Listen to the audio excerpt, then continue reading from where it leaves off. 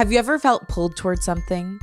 A quiet voice that kept calling, a dream or project that just keeps showing up no matter how many times you tried to ignore it. Today's guest is going to help you understand why and how to start listening to that voice. Welcome to Unleash Your Inner Creative with Lauren LaGrasso. I'm Lauren LaGrasso, a 3-time Webby Award-winning podcast host and producer, singer-songwriter, and creative coach. And this show is meant to give you tools to love, trust, and know yourself enough to claim your birthright to creativity and pursue your wildest dreams.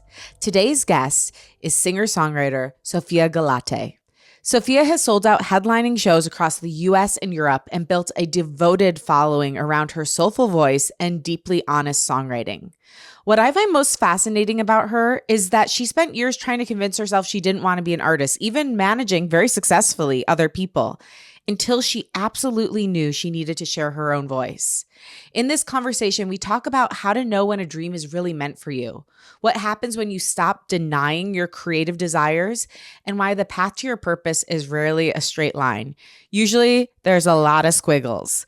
We also get into how to develop self-trust, build community, overcome fear, and how Sophia went from helping other artists build their careers to finally having the courage to build her own.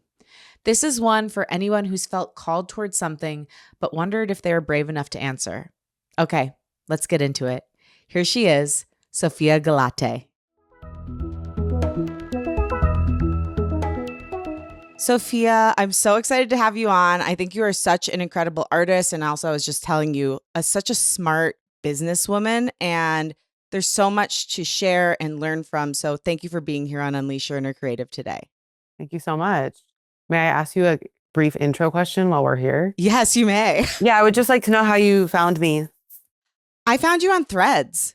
Oh, okay. Makes sense. What I love, because I also make music, is you have so much stuff that is like for the fans, but then you also have great educational content for indie artists. And I do a lot of different things. So I have music, that's one part of my brand, but podcasts, I'm also a public speaker and a coach.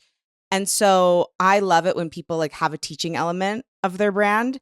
And that's what made me lean into you, because I was like, oh, wow, like for my artist stuff, I could learn so much from Sophia and how she's shown up. Thank you. Yeah, I kind of just started like leaning into that. Because, I worked in the industry before I was an artist. So I also feel like part of me, I want people to know all the things that I do by myself because I'm looking to build my team. So I want people to kind of, I think people think that I just reached out to somebody yesterday and I was like, hey, I'm just starting to let people know that I'm like seeking management. Like I've been self-managed for so long. And he was like, whoa, like I thought by now you had a team because the way that you've been moving, like totally looks like you have a manager. I'm like, I know, but I would like help soon, Yeah, it's insane. It looks like you have a major branding company working with you. Like if you're at EPKs on your website, so this isn't like inside baseball. Someone can go on your website and see this. Check out Sophia's electronic press kit.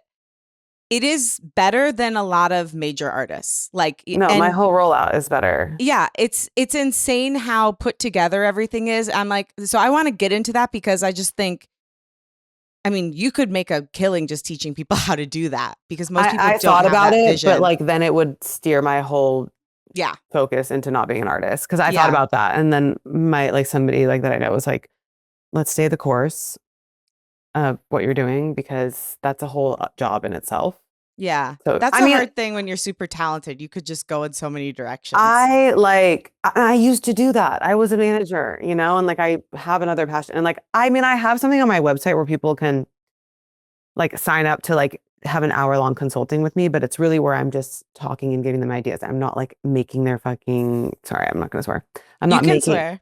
Oh, I'm not making their mood board for them, but I really enjoy creative directing for myself, and I've really enjoyed mood boards. So I was like, oh, I would love to do this for somebody, but it's impossible for me to do something for somebody else when I'm receiving no help from anybody right now on my own stuff. So I've had to like be like, let's focus, you know? Yeah, for bandwidth issues.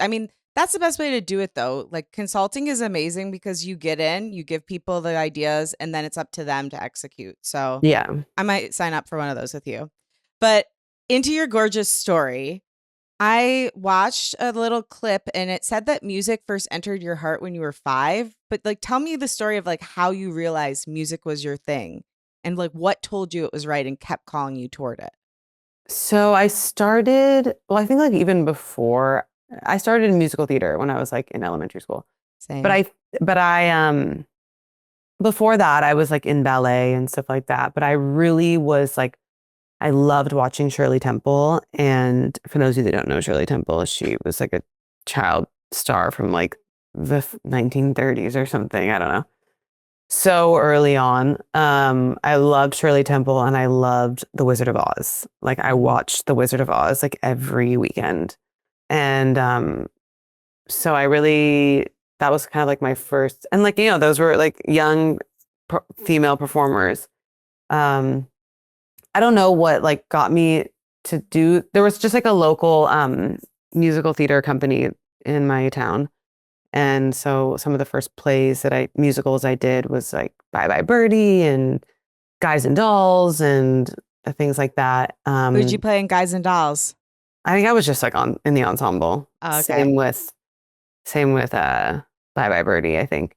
And then because I was like so young and just new into it. And then I did musical theater like throughout elementary school, and I just had a lot of fun with it. And my parents played a lot of great music. My dad was very just into oldies, like really played a lot of just Motown and Frank Sinatra and the Doobie Brothers. And my mom had a lot of like singer-songwriter Carole King, James Taylor stuff going on. They also listened to Sade, and so I feel like I had a good. Also, my mom worked, and my dad was a stay-at-home dad, and Love that. so my dad, like so much of my love for like soul music comes from my dad because I was in the car with him and he was just playing K Earth 101, which is the oldie station in LA. And so I feel like I grew up listening to like Stevie Wonder and the Temptations and the Four Tops and all that type of stuff. So I feel really lucky for that. Um, you know, having been introduced to that genre as a white person, like so young. So, anyways, and then when I got into middle school is when I joined choir, and I was always singing in the choir, but there was one, I was still doing musical theater, I think, in middle school. And then by the time I got to high school, I just stopped doing musical theater and was just doing choir. But there was a local talent show outside of school called, also, I grew up in Malibu, super small town, called like the Rotary. I don't know. It was just like a small singing competition that was local. And I was still like singing in the competition with other kids from my school, even though it was outside of my school. And I, I, I had never had like, so usually our choir concerts were like, okay, the middle school choir would come out or the girls choir would come out and do a few ensemble songs. And then like in between the choir songs, like a student would come out on stage and do like a solo song, and that's something you would have to audition for. I had never done a solo song at any choir concerts yet. And so I auditioned to be in the local competition, and I sang Let's Stay Together by Al Green. I was in 7th grade, and I lost to this girl named Ren and I were probably like the best singers in my grade, but Ren was like the girl. Like she got everything. She had every solo. She all throughout middle school, throughout high school. Like she was also in musical theater and like had all. So anyways, I lost to Ren. Yeah. I lost to Ren I mean, she was a really gifted vocalist at such a young age. A lot of people that I went to high school were. She won that year. And then I did that competition again in 8th grade, and I sang this song. Ironically, the song is called Nobody Knows, but nobody knows this song. It's by Pink, but it's a ballad by Pink. And I used to love, Pink was like my favorite artist at the time. And I always loved her like slow piano ballads that no one really knew. People knew her song Glitter in the Air that came out later, but Nobody Knows was like one of her earlier ballads. And I won Rotary that year in 8th grade. And so because I won, I was able to sing that song as a solo during my choir concert. And so I sang that. I like remember this so significantly. It was like when I was in 8th grade and I sang that at my school concert. It was like, I still have a recording, like an audio recording of it. That's when we all were like, oh my God, like I'm a singer. It was kind of like such a moment. Even like my friends I grew up with, like still know that like nobody knows it's my like debut song. So it's so funny because if I listen back now, I'm like, I wasn't really that good. But you were a child. I mean, I was good in high school, but how much technique do you know, you know? So Nobody Knows was kind of like my like song that kind of kicked it off. And then pretty much every concert throughout all my high school choir concerts, I always had a solo song. When did you start writing music? Not till I was an adult, like not until I started becoming an artist, like 5, 6 years ago. Wow. So what's interesting is it's so interesting. Like I feel like because I was adjacent to LA, I maybe had like weirdly had less knowledge of like actually how to like get into the music industry. I feel like these people that maybe I'm making this up, but I feel like people who live in like small towns out in other parts of the country, like they know that like living in LA and pursuing this dream is like such a big thing. So they like decide when they're young that they want to achieve this. Like I wish I like knew that when I was younger so that maybe I would have been farther along at this point. And I always wanted to be a singer, but I don't think I had identified like that I wanted to be an artist and like that required writing music. I wrote one song in high school called Nothing Really Matters. And I could still like play it if I wanted to. It's a super simple song, but it was like, and I remember I sang it in like a class one time, but that was the only song I ever wrote. I even studied music in college and I didn't even really write songs then. Maybe like ideas. I didn't really start writing music until, so my first EP that I put out is called Sophia. Those songs on that EP are like really the first songs I ever wrote in my life. And that EP came out in 2021. That's so cool. Okay, wait. So I want to backtrack a little bit because you mentioned at the top that you were a manager, you worked in touring. How did you end up starting out that way? Was your intention always to become an artist? So when I was in high school, I always performed. Like I had a lot of confidence as a singer. It was kind of like my identity as a kid was that I was a singer. I also was really into sports though. So like I was also a water polo player. And I feel like, you know, when I tell people like my identity as a kid was singing, I was like, I feel like water polo was actually just as important to me.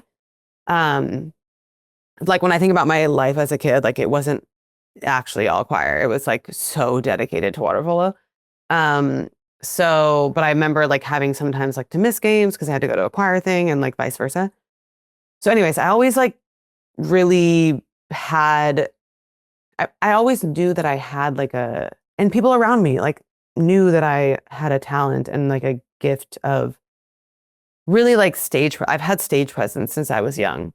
And I went to college in Chicago. And when I went to college, I studied music. My school wasn't a music school, so the music program was like really small. And I always knew that wherever I was going to go, I was going to do some sort of music in college. But it was like once I moved to out of my hometown that's really small, I got really fearful. I was like, oh shit, like pursuing being a singer is actually really scary and really almost like embarrassing to say that I want to do something so challenging. It's like when you're a little kid and you're like, I want to be a famous basketball player. And it's like, good luck. Like I was almost like reality hit me of like actually, or it was like where I grew up, everybody already knew that I was a singer. So then I'm going somewhere new and I'm trying to convince people that I want to be a singer with nothing to prove. It was just like all the shame and like fear of doing something so scary like came over me.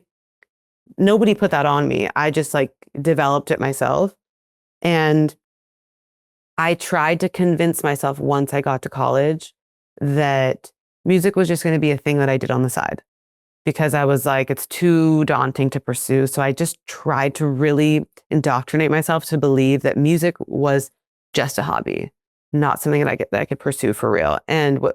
So I really downplayed my passion for it. I still like, if I would go to a friend's family's house and they had a piano, I would still always like sit down and play the piano, or like I still sang stuff at school, but I was not active in the city of Chicago as a musician, which the Chicago music scene was thriving at the time. It was like Chance the Rapper was having his whole moment. And I was really such a fan of what was going on in the city at the time, but I was not involved. But so my college was, I almost like sabotaged my own like musical pursuit while I was in college because I was just like, oh, I'm not going to be a singer. So then I really didn't like care.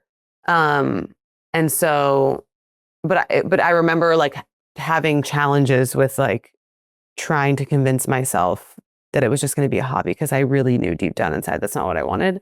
But What were some of the signs that you were lying to yourself? Because I think so many of us do this because it is scary to want what you really want. Like that means you have something on the line. Like what came up emotionally, physically that taught you like, oh, this isn't actually true and I'm pushing a life down inside of me? There was a lot more of that once I like after college, but some of the things in college, like I would go like, you know, play the piano and sing for like new people that I'd met in Chicago, and they'd be like, "Well, you're so good." Like they're like, "Wait, you don't want to do this?" I'm confused. Like they would be confused. I didn't want to do it. And then it was like towards the end of college, like I started going to these like jazz jam sessions, and I would like literally sing the same jazz standard every time. And I remember loving that. I loved getting up and singing. But then I still like, or, you know, like I would sing at my college, but I wouldn't really invite my friends, you know, but I still like looked forward to my performances, but I wanted to make it seem like it wasn't that big of a deal. Which I think people is a detriment. It's like, okay, well then no one's gonna take it seriously. It's like, even if you, which I'll tie that in. I'm going to pin just that mindset for when I like first released a song, because I made some sort of like statement to make it seem real. So anyways, when I graduated, I was just like, okay, like I still want to work in music. So I'm just going to move back to LA and work in the music industry. I'll work for other artists. I'll be around, and it'll be just as fulfilling because I'll be in it, but I won't have to like put myself out there and do something that scary. So I pretty much quit singing after college. Like, and when I say like quit singing, like obviously I was still taking music classes and singing in college, but like I was like not even, I had a keyboard in my bedroom when I first moved back to LA. Like I wasn't even sitting at my keyboard and playing and singing piano like by myself. What did that do to you as somebody who music is such a part of who you are? How did you like shutting it out that drastically affect you?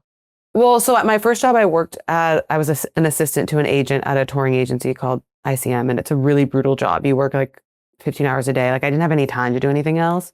But I was super naive that when I worked in when I first got a job in the music industry, I thought that even when you worked on the corporate side of music, everyone still had a background of like playing an instrument, you know, like, so I thought that like everyone was like, and then you learn that agents were just like losers in high school and they want to do something cool and they don't know anything about music, you know?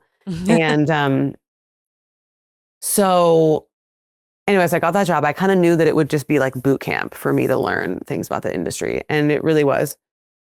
So when I first moved back, I obviously moved back to LA where I'm from, and I would often run into people that I knew growing up. This was like the first thing that started making me like, oh, wait. Everybody that I ran into that I had known from growing up would be like, oh my God, hi, how are you? Like, are you still singing? Every time. And that happened to me like hundreds of times. I'm not kidding. Over the course of like the year and a half that I worked there. And I was like, no. They're like, oh, okay. And like, I feel like after so many times of me saying no, I was like, oh, that actually like is sad to me. And so I wasn't, I noticed that, but I wasn't like, oh, it's sad and I want to be an artist. It was like, I was like, oh, like maybe I should just get a new job that's like closer to actual artists that are making music. Cause right now, like I'm sitting at a desk pushing papers and it's very corporate and has nothing to do with music, even though it's booking concerts. But so that was one of the things. And then it was so funny. Like I remember when I was leaving that job, I was like, I would talk to, I tried to convince myself that I wanted to be a songwriter, having never written the song. Like, cause that was my like cop out of like, okay, I want to be an artist, but I'm not confident saying, it wasn't convinced yet, but I was like, maybe I'll be a songwriter, but I'm like, I never written a song. So it was almost like I had like a devil and an angel, but like the angel being my artist voice, but my artist voice was like so small. It was like a tiny light that sometimes it was almost like it would say something, but it would feel like anxiety to me. And then I would try to like suppress it. It would like, oh, but you do want to think. And I'd be like, nope. I just really wanted the thought of being an artist, obviously, because it is, was so scary to me that I really was just like trying to suppress my want to do it. And this is how you know this is really my purpose, because I tell people, I'm like, I really tried to do something else for a long time, but this just had to come out. That's why I feel so like dedicated to it, because it's something that I denied myself for so long. It wasn't like I've always been trying to do this. It's like I really tried to put myself in another position, and it was just eating me alive. Yeah. So what was the breaking point? So after I was sorry, it's like a long story. Like there was like several breaking points. Yeah. Well, feel free to share them all until you were like, fuck this, I'm going to be an artist. I left ICM and I started, so I wanted, there's this collective called Selection. It's like a DJ collective that I'd kind of been a fan of for a while without really knowing what they were. They also they just put on this really cool like R&B sultry sound for the past like 15 years. And I had met one of the DJs because him and his previous manager had come into ICM to meet with my boss. And I was like a fan. So I made a point to like connect with them. And this was probably like 5 months before I left ICM. So I remember I told my boss like 2 months before I basically quit without a new job initially. I told my boss, I was like, I'm leaving on February 27th. And this was like January 5th, I told her. And about a month before I left, I texted. So the DJ that I had met, his name is Andre Power. I texted Andre's manager because I had got his number when he had came into my office. And I was like, hey, like I just knew that Selection was super creative. So I was like, maybe I could work for them and it'd be closer to like artists and creatives and just creative stuff. So I texted his manager and I was like, hey, I'm leaving ICM. I love Selection. What's good? Fast forward a little bit, his manager ended up hiring me. I was really young. I didn't really know what I was going to do because this guy was a con artist. But it was very, very elusive. And, but I came in with really organized agency experience, and 90% of Andre's business was doing shows because he was a DJ who played all over the world. So I kind of came in and started like organizing Andre's life for him, immediately knowing that his manager was like absolutely somebody I could not work for. So I worked for him for like 2 months, and then I basically was like, hey, I need to quit working for this man. And I was just like, I don't even know what I'm doing at this time. And I was like freaking out. And I remember I told Andre, basically Andre loved me. And so I quit working for his manager, and then he fired him. And then I kind of like accidentally became Andre's manager. And I remember that was like the most confusing thing in my brain, because I knew deep down that like I wanted to be some sort of artist. It wasn't like fully committed yet, but I remember like saying, when I first was his manager, like I wasn't even comfortable saying that I was his manager for the first like 6 months, because I just didn't want to be put in a box of a manager when I knew that I was something else.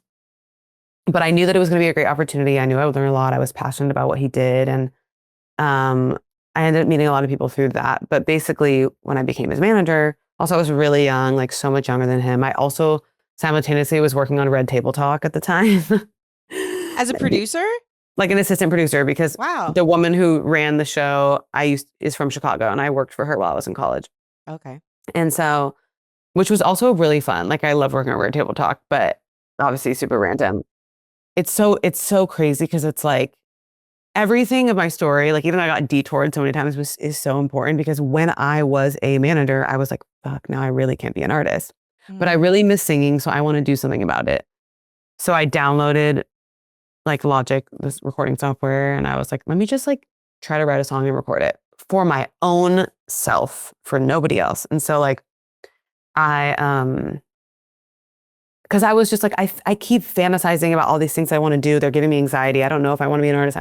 I keep hearing thinking, like, I also kept like, I would visualize myself doing all the things that I'm doing now. Like, I remember so specifically, like, sitting at my red table talk desk, and I would just like close my eyes and I would like see myself like in the studio or on the stage in the future. And I would say to myself, I was like, but it was scary. Those visualizations were scary because I knew that like transitioning into that would be so scary. And I remember saying to myself, I was like, I have no idea when I'm going to do that, but I just know that I will. I was like, it might be in 20 years from now, but I just know that it will. And, um, and then it was like, I would let myself have that dream for like a second, and then I would like shut it down and like go back to my work, you know? And so anyways, during that time, I like downloaded Logic and I was like, let me just see if I can write a song. What's so important, and that I tell people all the time, is like, and it's a good reminder to myself. I mean, it's such a different phase right now, but it's like when you want to start something that you've never done, people often don't start because they're thinking of like the big goal of like, and it's like, no, just do one thing. Like I remember I'm like, okay, if I really want to be an artist, let me just try to write a song and then like see how I feel doing that before I'm thinking about anything else. That's what I call microdosing courage. Like you can't start from the arena tour, you know? If you try to do that, you'll never start because it is way too much. Yeah, Taking and like baby brick steps, by brick. Yeah, it makes a big difference over time. I love that. And then like seeing, once you complete that one thing, you need to assess how it makes you feel, and that feeling will tell you what you need to do next. Right. So like, and that's even where I'm at right now. Like my tour was really amazing, but like very challenging behind closed doors. And I'm jumping around, but you know, now I'm in a place where it's like, okay, like knowing that I don't have a team to execute a tour how I'd really want to do it. Okay, then I'm not going to do a tour again right now. I'm going to do one-offs that are more sustainable for me because that's just what makes me feel better. Sure, I wish I had a big team and could do a tour, but that's just not the reality of what it is. But I'm going to figure out a way that I can bring my show to people. So anyways, I wrote a song, and my intention for writing the song was not because I wanted, I wasn't even thinking about releasing music. I wasn't even thinking about sharing the song with anybody. I was just like, let me write a song because I miss singing. I clearly have some bottled up emotions, and I just want to see if I can even write a song. I've never even written a song before. So the first song I wrote was like this really sad song, but the first song I really wrote that I felt was good is this song called Hey Baby. It's on my first EP. And I was like, oh, this is good. So then I was like, okay, maybe I should show it to somebody and see if they think it's good. So I showed it to somebody, my like roommate at the time, and she like cried. And I was like, oh, this is effective. Maybe I should show it to somebody else. So then I showed it to somebody else, like my mom or something. She thought it was good. And then I was like, okay, maybe I should write another song. So then I wrote another song. I thought that one was good. It was called Body. It was the first single I ever released. And then I showed that one to people, and people also liked it. And I was like, okay, maybe I want to perform. I was like, I just want to perform because I used to perform all the time growing up, and I love performing. I'm not performing because I want to be an artist. I'm just performing because I like to perform. And so because I worked in touring previously, I had a kid that I used to work with who was now booking like small venues in LA. So he booked me a show. It was in the small room of this venue called Hotel Cafe, which is like a staple in LA. The small room fit 90 people. I ended up selling it out word of mouth because at the time I was like never posting anything about me singing on my Instagram. And half the people that came were like friends and family that had known I was singing, that I was a singer. And then the other half was like my music industry colleagues who like bought tickets and were supportive, but they were like, we don't know what you're doing, but we'll come and support you. And I remember one thing that was really more so that held me back was breaking the ice to people. I was never insecure about my talent. I was like, I just need to get people there. Once they see me perform, they'll understand. But like breaking the ice to people and telling people that I was a manager, that I was going to have a show. So how did you come out as an artist? Because I think that's something a lot of people deal with. I wasn't an artist yet here. I wasn't that yet. I was just having a show because I wanted to sing. I had no expectations of the show, which is like a really beautiful place to be in, is having no expectations. Yeah. Because now it's really hard for me because now I'm like, I should be here. So this is a good reminder to myself currently. Yeah. Like I wasn't even Sophia. Like it was like Sophie G is having a show. Like that's what it was. People always called me Sophie G growing up. And so I just had the show because I missed singing and I wanted to sing. It was like truly for the love and passion of doing what I love. And it's so funny. Like I played piano. I had 2 background vocalists, which I don't even have background vocalists now, but I was like, and then I had a guitarist. And I even invited Andre, my like main client at the time. And I remember I was so scared to invite him. Um, he knew that I had studied music in college, but I always kept that side of me separate, like, or I never talked about it because I was super professional about my job. I also was really young and I was a woman, and I knew that that alone made me not taken seriously in the music industry. So I was very serious. Like when I was his manager, I was like, really like, I didn't wear any revealing clothing. I like, when I would go to his parties, I wouldn't even dance. I wouldn't even drink or whatever. So like, I was very professional about that. So I told him about my show like a week before, and he came, and like people were blown away by the show. Like people who had never heard me before, like, oh my God. Like, so the show went so well, like better than I expected, that made me think like, oh, maybe I should record one of these songs and try to put it out. So it was like everything I did told me what to do next. I did the show not because I was like, I'm going to be an artist and start recording and da, da, da. It was just like, this is what I love to do. And like, once I started doing the things, so funny, like I told myself never to do any of these things. And then once I started doing them, it worked, you know? I think we also do that. We tell ourselves like not to try when we've never even tried and seen if it works out for us. So, then, and like Andre was super supportive. He like posted, and that's what, like, I always like love him. I don't really like see him or talk to him anymore, but he was always somebody who, I mean, he's an artist himself. Like he he used to be part of the Soul Action Collective, and now he does his own thing. So I feel like we relate to each other in a way. Like I was doing this one thing and then I had this other passion. So he was always like, also once you saw me perform, you're like, oh, it was kind of undeniable, you know? Yeah. But that's still really cool because I mean, I've worked in a lot of similar situations where I've been like supporting big people. And I'd say it's pretty rare that they're able to put themselves aside and still support you in a significant way just because like there can No, be for jealousy, real. there can be weirdness. Like, so I love to hear that he saw you and was like lifting you up while you were still Yeah. supporting him. And because like, I also was like really like I said, like I really was cautious of that because something I was so fearful of that really held me back for a while too was like, I want the transition. That's why like I did my whole artist thing like over here because I didn't want anybody to think that I was like using my clients Totally. to like, I did it in a very professional way, and that made me seem really humble about it because I was like doing it on my own. And so that's why also kind of like why my transition was kind of slow because I didn't want it to look messy. Um, so anyways, and also like I have had friends that have like, for example, like one of my really good friends, her name is Brittany. She's a chef and she now works at this like cookware company, and like her dream is to have her own cooking show. And she used to work in music, and she's so good. Like I always wanted her to be my manager. She helped me produce one of my music videos. And then I'm like, why am I like wanting to be my manager when like she clearly has a passion to be a chef? Like I'm gonna let her fly, even though she would be so good at the job because I was once that, you know? So it's Right. like, I really have to recognize that in other people. Even like I've had people that, you know, work with me and support me who like really aren't cut out to be on my team, or that's not really what they want to do. So like I really had to like learn to let people fly because people were gracious to let me do that. So anyways, my show was great. I ended up recording Body. It took me like a year and a half to figure out how to record Body because it was like such a learning lesson. And I put out Body in September of 2020. I'm skipping a lot because I know I'm like talking so much. But anyways, and right before I put out Body, I like made a statement, kind of what I was saying earlier. I was like, I didn't want people to think that I was just putting out a song for fun. So I made the statement that basically explained like why I work in music in the first place. It's because I've always been a singer. And I've always wanted to be a singer, but I've been too scared. But now I'm putting out a song. Like I wanted people to know that this was for real.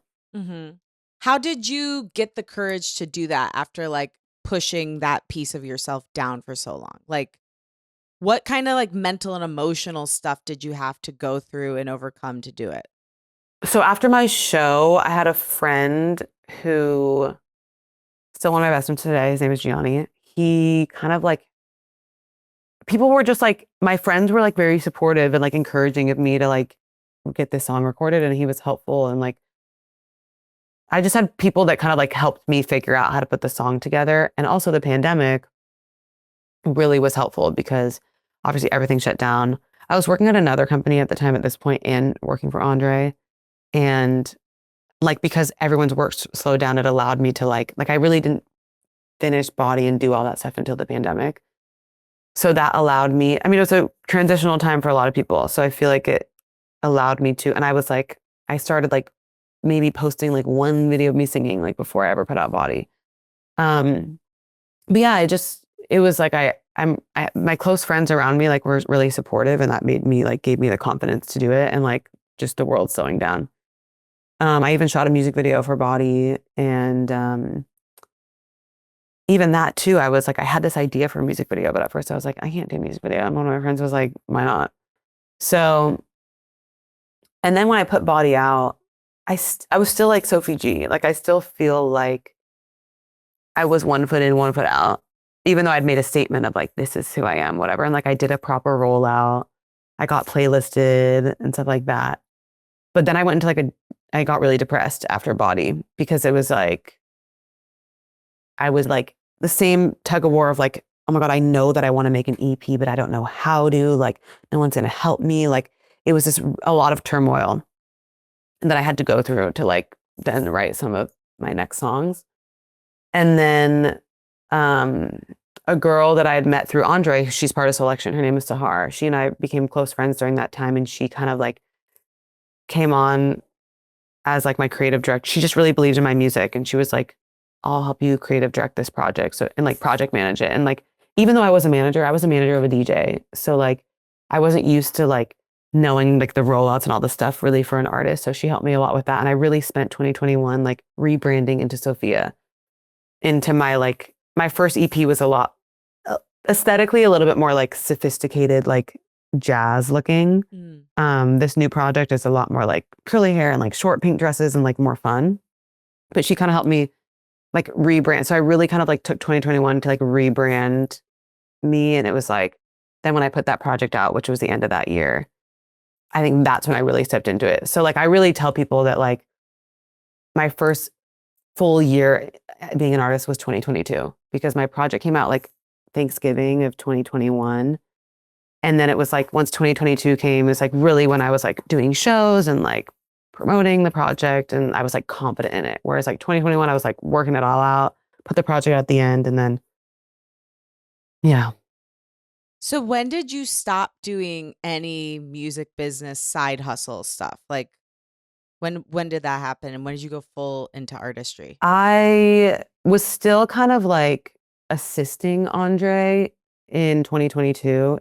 But that was weird for me because it was like, I went from being this guy's manager to now only have the capacity to like being his like, how do you go from someone's manager to assistant? That's just like mentally weird. So that was kind of a weird transition. But you know, like Andre was also he was moving like into a big space for himself. So it kind of was like, by the time I stopped working for him, it was almost like he was in a new stratosphere and then I was doing my thing. So it was like he kind of needed a different type of management thing anyway. So it was fine. I did some like freelance like marketing stuff from time to time. But I would say probably like 2023. Mm. And I've Yeah. done like miscellaneous things here and there, but Yeah, we all dabble. yeah, that's why like even doing the consulting thing is tempting to me because I'm like, that'd be such easy money, but I just know it would take up so much of my mental time where I'm trying to like figure out my next artist stuff too. So Yeah. Okay, what an incredible story. I mean, there's literally so many great takeaways from it, but I love this idea that you and I align on with microdosing courage, with finally like definitively stepping out and saying the thing. I think there's so much I always say this, the energy behind something is just important as a thing, if not more. So you stepping out like along with your first song, declaring that you were an artist was so important because it was yeah, like your declaration to take up space. And then just diving off and fully doing it. And I just think those are such great lessons for anyone who's listening, who does have a dream, who's been pushing it down to start to implement in their own life to inch toward the thing they want. I got to talk about your branding. Your branding is insane. Um, it is so beautiful. It's so well done. It's all so in the same world. You mentioned you worked with your friend on some of the initial stuff, but like, how did you get so good at it? And what's your advice for fellow indie artists on how to start cultivating their branding more intentionally? So yeah, I would say that like my brand for my first EP is actually quite different from where I am now. My first EP, you know, I definitely think it made sense with the music, and my friend who kind of took full reign on that. It was very like Sabrina Claudio inspired Hmm. and more jazz inspired. And like even though I changed the branding, I still learned a lot of like detail of how to do things like from her, like even just like my mood boards and like knowing how to like approach my photo shoots and stuff like that. So when I was moving into this new era, I remember a couple things. So I remember so my hair is naturally really curly. My favorite color has always been pink. And my first project, like obviously like the background is of my first EP is like orangey pink, but like my hair is straight and I wore this beautiful long black dress. And I feel like a lot of my shows, I would straighten my hair and wore black dresses. And I remember one of my friends who like worked on my videos and visual sets with me, he said to me one time, he's like, yo, you're like really funny.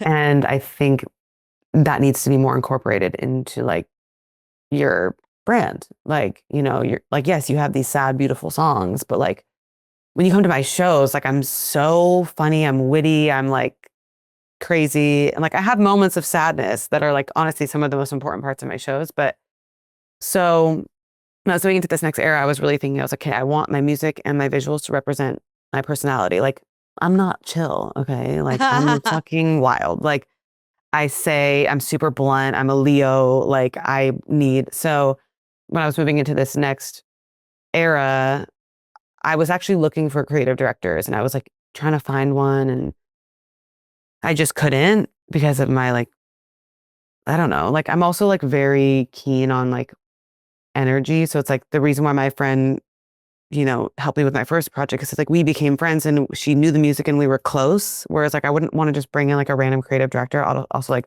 I don't really have the money to just bring in a random creative director that doesn't know me. So I really kind of became my own creative director out of necessity because I didn't have one. And I also like, as I was like trying to interview creative directors, I was like making my own mood boards so that I could share it with them. And then it was like, I made this whole mood board. Like, what do I need them for if I've already done it?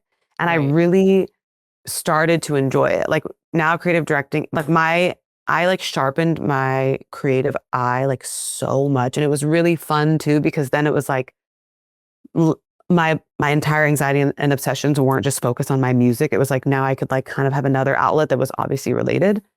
And I remember I was also interviewing stylists and then I ended up just styling myself. I would go to like showrooms in LA and like pretend that I was a stylist, like pulling for people. And then I would like end up finding like, because in showrooms you have to like rent the dress for $250. So then I would just go and take pictures. And then I ended up finding the dress I wanted online somewhere for 125 and I could keep it forever. So like became really savvy with it for my new project. And I also just, I like spent so much time on Pinterest. There's a lot of other artists that like I study.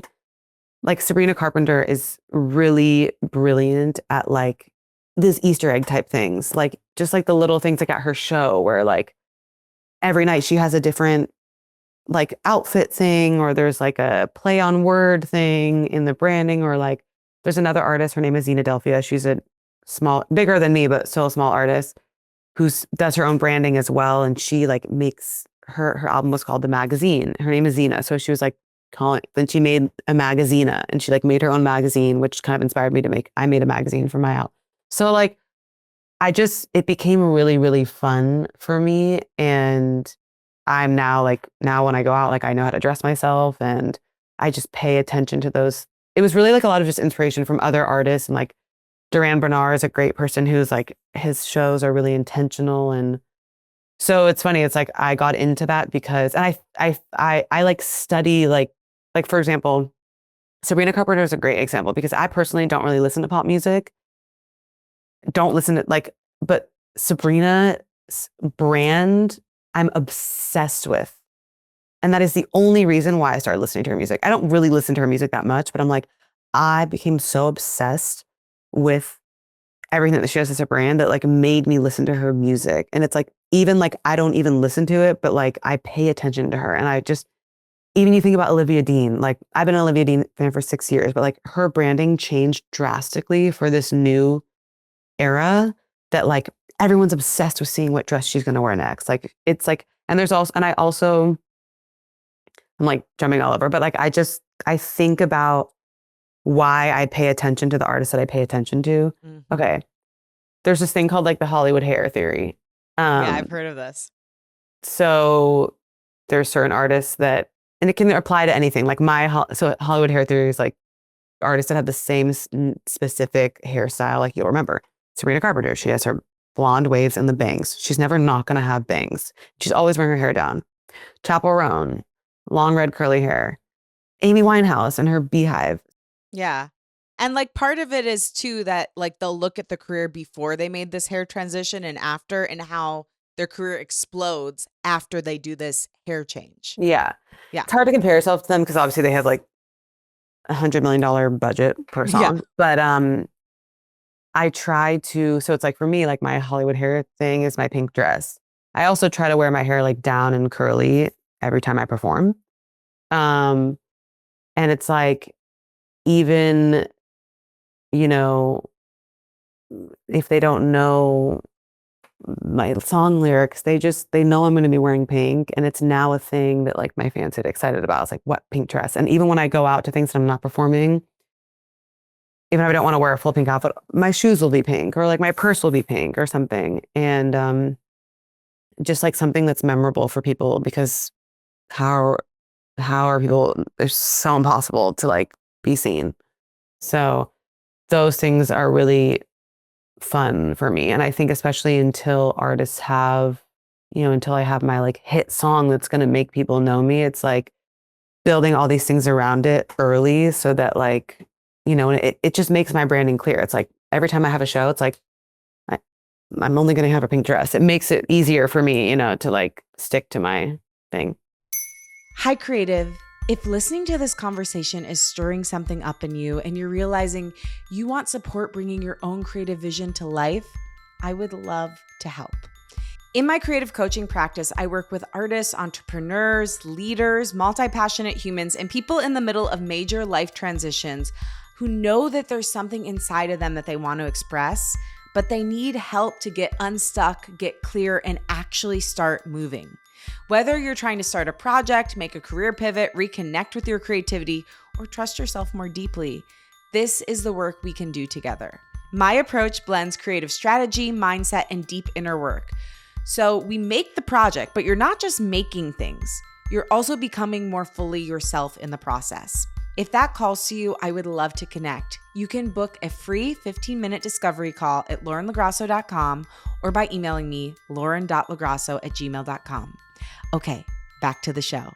No, I love that. And I love that you're saying like, build your taste, study the people that you find interesting, kind of like backtrack, like do a geometry proof of what they've done and how you can implement that into your own life authentically. It's also great. You listening, definitely check out Sophia's website, because this like EPK really describes how brilliantly she's done all of that. And maybe that will give you some ideas for whatever you're doing in your creative career, but you're so good at it. Another thing that stood out to me when I was prepping for you is you've sold multiple headlining shows. And this is something that major artists, like people even who have like 500,000 listens on Spotify or 1 million listens on Spotify, sometimes don't do. Mm-hmm. And you really credit this to community. What is your approach to building community, and how have you done it from like square one to now? Yeah. Yes, a few of my shows sold out, and even like, my Houston show didn't sell out, but it was so packed, and I had never been to Houston before. I've never even performed there, like opening for anybody. And like, I played Toronto on my tour as well. And Toronto, I've played twice opening for people, and Houston sold more tickets than Toronto. And so I think it's also like how I market myself and understanding like the different, every city listens to music differently and discovers music differently. But basically, like, I sold out my LA and Chicago shows when I had 2,000 followers on Instagram like 4 years ago. And word of mouth is still really, really beneficial, and often more so than, our algorithms are crowded by celebrities. And most of the time we post things and nobody sees it. And um, I just like, community's always been a thing, So I think, like, ever since I started posting music on the internet, like, anytime anybody has ever that I didn't know commented or DM'd me, I always took the time to respond to them. I asked them how they found my music, and I asked them where they live. And, like, let's say they live in New York, and it was like before I'd ever come to New York, and I was like, oh my God, like, I'll let you know when I have a New York show. So I keep tabs on these people and I start conversations with them. And because I respond to them, they're so much more likely to come to my show. And so that's just been something that I've always done, because I don't have the resources to, like, have major marketing money behind, and I knew that I wanted to go on tour and I was going to do whatever I could to go on it. A lot of the things that I did, are like, it's such a catch-22, because it's like I spent so much time, like, talking to my fans and, like, making sure that, like, they were buying tickets up until the day of the show. LA sold out in advance, but the other ones, like Chicago, sold out day of. But it's because I was like, I worked really hard on it. And most people don't have the patience to do that, like other artists. And it's why you see artists with way more followers than me or more streaming numbers than me not selling out the same rooms that I played. And everyone's different. Like, I know artists who are so low key, even on the internet, but they're touring constantly because they just know who their fans are. They know what. Mm-hmm. So I think everything's differently. So I think also, like, my mom owns a local business in Malibu that's been in business for 40 years, and it's a small local business, and it literally is, there's like no marketing. It's just like local community. So it's kind of like that same aspect of, being grateful for the people that show up and buy tickets. Like, these people are fucking strangers and they're spending money on me, which I think we think, oh, like, that's what a fan is. It's like, it's actually, like, in a way, kind of more like, oh, like, yeah, my friends are going to buy tickets. Not everyone's friends buy tickets, but it's like, these are people that don't even know me buying tickets and don't even expect me to talk to them, and they're buying tickets. So I don't know. I just think it's important. And how do you approach the word of mouth marketing? Like, how do you, obviously in LA, that's your home base. So maybe you know people who will tell people, but what what would making a system like that look like in a place you've never been? I mean, my word of mouth is really, like, I mean, like, in the DM, or Mm. like responding to people, or um I'm just trying to think of, like, a recent example. When I did my Houston show, like, I advertised it as more of like, because a lot of people there didn't know me. Like, most people that were at that show had discovered me like a few weeks before, or a month before. Like, I only had a few, like, super fans there that had been following me for a while. But I did a lot of research about, like, the type of discovery city for music that Houston is. But in the cities where I had, like, maybe less people that had been following along, I advertised the experience rather than me, because I'm like, these people don't know me. But if you're looking for R&B, soul, like, songs that you relate to, and storytelling in an intimate setting, like, I'm coming to town and it's my first show, and, like, people were intrigued by that. But that type of thing wouldn't work in LA, because there's so much of everything in LA. I mean, the takeaway for me from all this is do your research of, if you are a live musician or you're trying to break out in a certain market, whatever your profession is, do your research about what those people want and need and find how you fit through that filter and share that with Yeah, them. like, so for example, I was strategic about choosing Houston. I originally was gonna either do Houston or Atlanta. I've done Atlanta opening for people I'd never gone to Houston. And some people, a lot of agents too, they like to play it safe, and they don't want don't want their artists to go into markets that they've never been to, because agents like a sellout Mhm. show. I more looked at it as like, I Houston is a little bit untapped. I've already been to Atlanta. I know I have fans there. If I never go to Houston, I'm never going to build stands there. And Houston loves music. I talked to friends that are from Houston and they were like, Houston is often overlooked because people go to Dallas and Austin on their tour. But like Beyonce's from Houston. All my favorite jazz musicians are from Houston. Like they love music and they love discovering music because it doesn't come there as often. So a lot of the people, some people like discovered me day of and bought a ticket, you know? So I kind of did, but then like cities like Toronto, I mean like Toronto, it was still full, but it was like much harder to sell, which was kind of interesting. Like one, even though it's part of North America, it still is another country, still is a different country. So, and even though they love R&B, um, less of that type of, discovery. Same with like Portland is a hard place to play, but nobody ever tours in Portland. I was gonna do, I'm doing San Francisco, Seattle, San Diego as like kind of a second leg later this year. And I thought about doing Portland, but I'm like, Portland seems like I do have some diehard fans, but I'm like, Portland might be tough. Maybe I'll add it, but just depends. Yeah.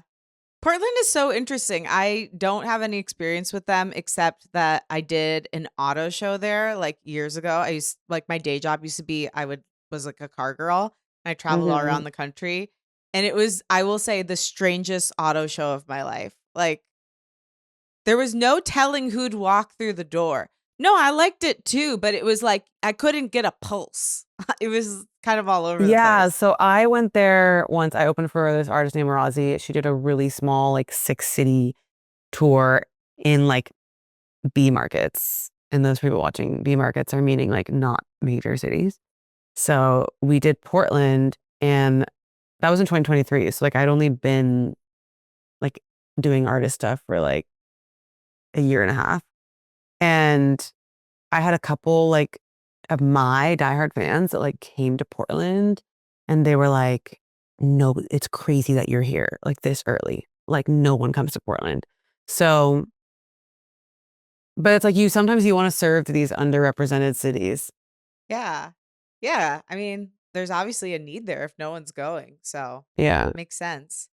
How much of your time do you split between like creating new work, being creative, and thinking about the business piece of it? Because that's one of the hardest things when you're independent is just figuring out where do I allocate my energy? Yeah. I'm pretty much like all operationals, like business right now. And it's something that I've had to work through a lot because I used to be hard on myself that I like didn't write music all the time because everybody's always like, you need to write songs every week. And that's just not the type of writer that I am.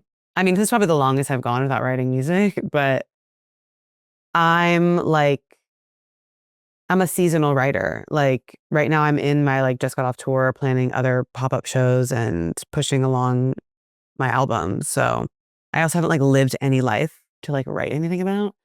Um, so it's tough. It's like pretty much I think it's hard to do it where I'm at right now because it's like I just dropped an album. I'm just off tour. I want to keep the momentum going and I don't have a manager. So I'm I basically told myself, I'm like, I'm gonna set up some sessions for August because I just know I'm also really sensitive about my brain. It's like I can't like go from doing all this operational stuff and then in the same day like go to a session and have creative flow.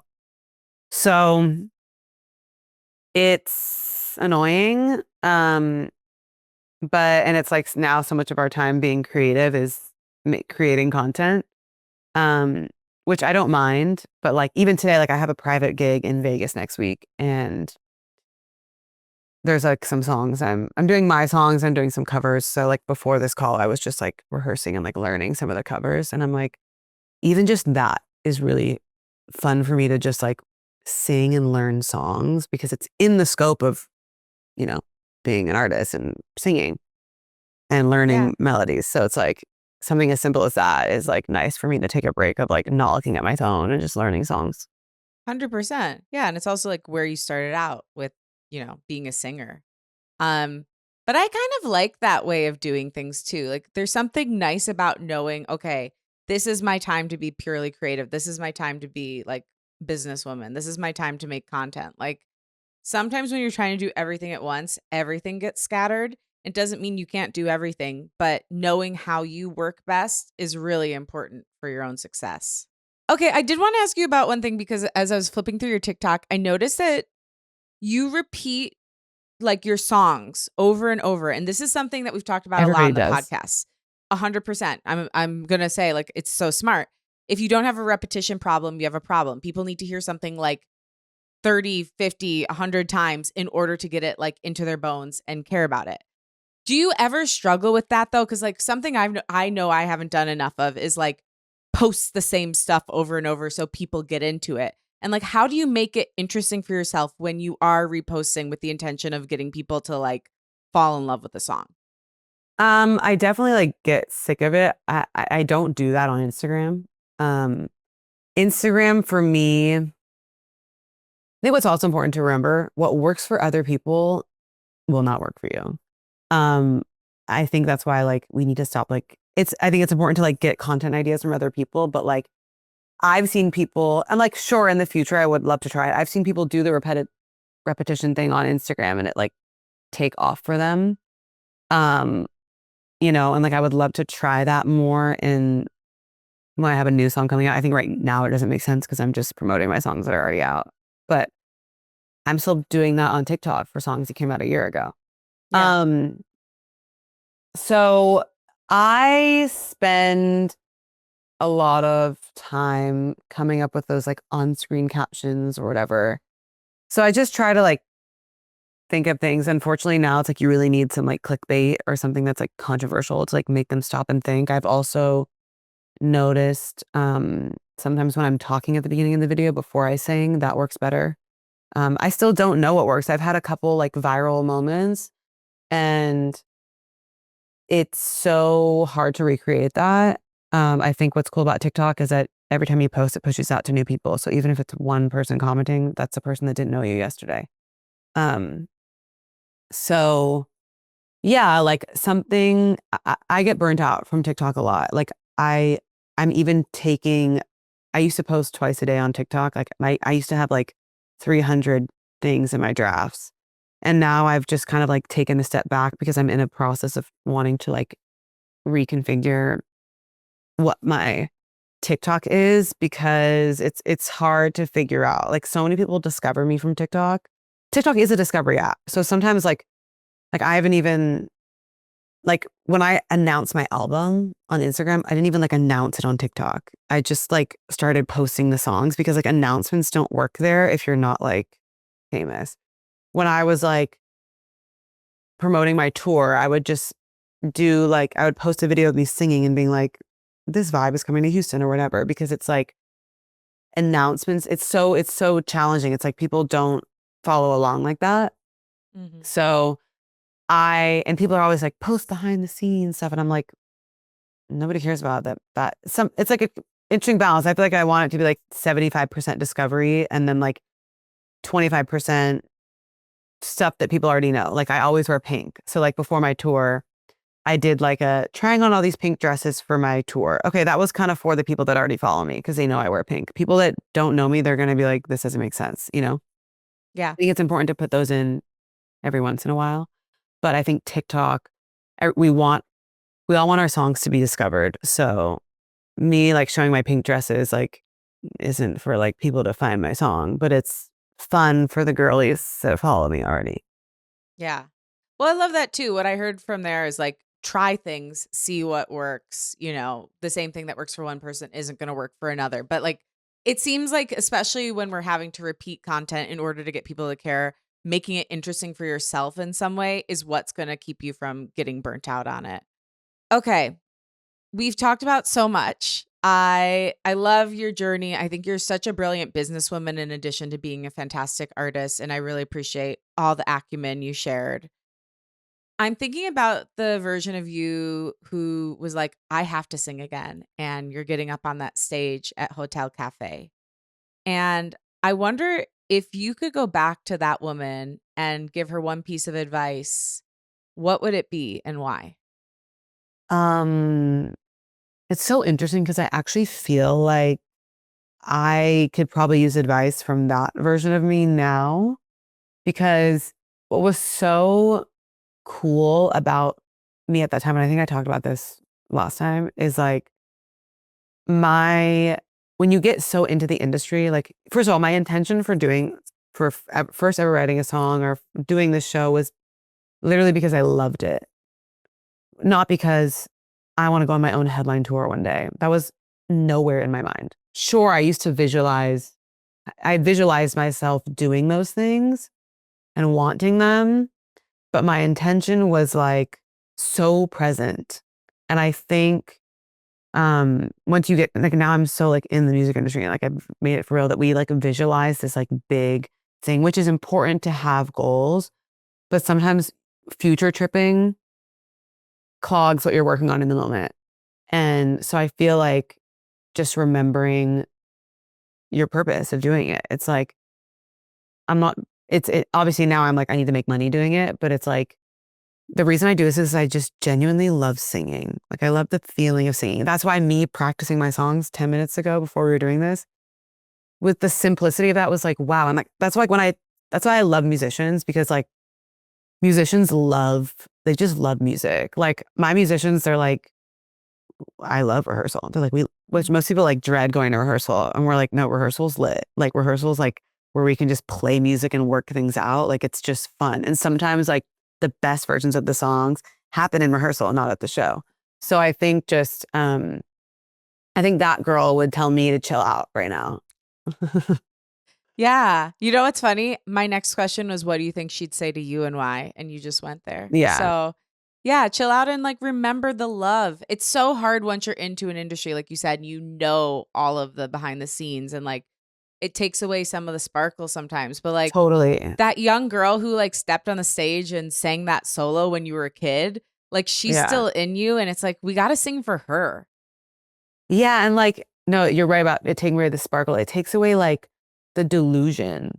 Like, Yeah, I love delusion so much. and that's why I'm really like, one of my goals this year is to find a manager, and like, I can find them on December 31st, 2026. But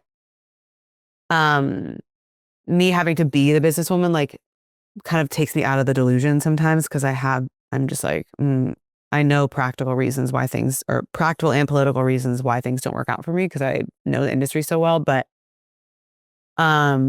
sometimes I feel like I lose some of that delusion when I'm just doing all the business stuff. So I feel like, and once you get a manager, they can be handling all the day-to-day stuff, so you can see the bigger picture stuff too. So it's like you'll be in the creative zone, but then you're also, because you have that kind of brain, going to be able to see from above and see like, oh, okay, we're doing these things. This is how we're sustaining. This is how we're growing. But here's how we can catapult ourselves to the next level. yeah. And even them, having that vision too.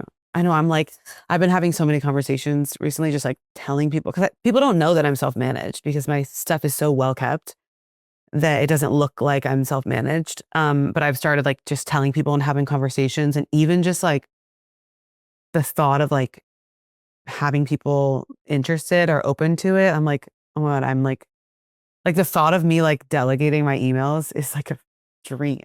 I'm like, oh my gosh. But I it's love like, that they're for gonna have to you. be really good, because I'm so organized.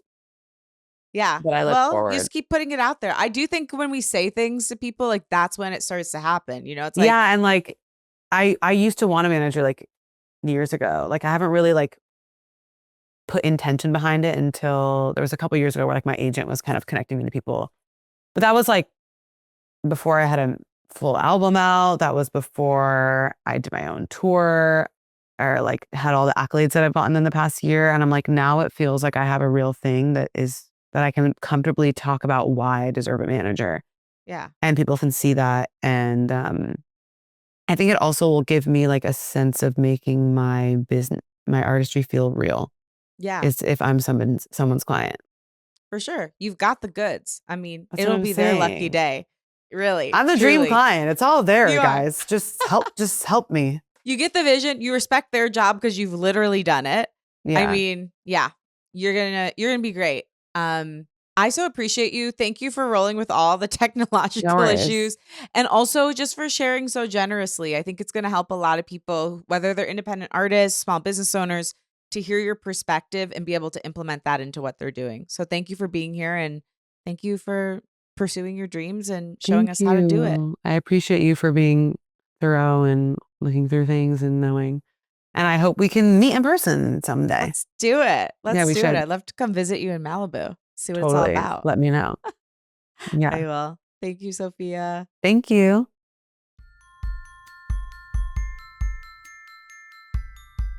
There you have it, my conversation with the brilliant Sophia Galaté. One of my biggest takeaways from this conversation is that sometimes the thing you're meant to do is also the thing you're most afraid to admit you want. I loved hearing Sophia talk about how she tried to convince herself she didn't want to be an artist. And yet the dream kept showing up. It kept calling. I hope this episode reminds you to pay attention to the things that won't leave you alone. The ideas, dreams, and creative nudges that keep tapping on your shoulder. They might just be there for a reason. Go ahead and follow Sophia. Check out her incredible album For My Own Entertainment. You can also connect with her at Sophia Galaté and learn more about her music and upcoming shows at sophiagalaté.com. If this episode resonated, send it to a fellow creative, share it on socials, give us a rating and review on Apple Podcasts and a rating on Spotify. You can find us everywhere at Unleash Your Inner Creative and at Lauren LaGrasso. Unleash Your Inner Creative is executive produced and hosted by me, Lauren LaGrasso. It is edited by Blondel Garcon and has theme music from Liz Full. I love you and I believe in you. Talk with you next week.